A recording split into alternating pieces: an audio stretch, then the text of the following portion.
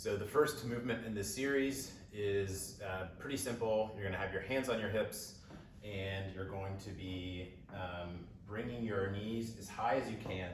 Notice my feet, as I bring them up, are what's called dorsiflexed instead of plantar flexed. So we want this foot pattern as we go up and down. Also a reminder, you can do these in place if you're working in a very small space.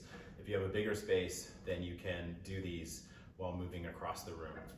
So if you were to do this hands on hips, knees high, this is what it would look like in place. So I'm emphasizing getting my knees as high as possible without punching down. Remember, not pointing the foot, but keeping it flexed. And on this portion of the movements, you're gonna aim for a mid-foot strike. If I were to move across the floor, it would look like this.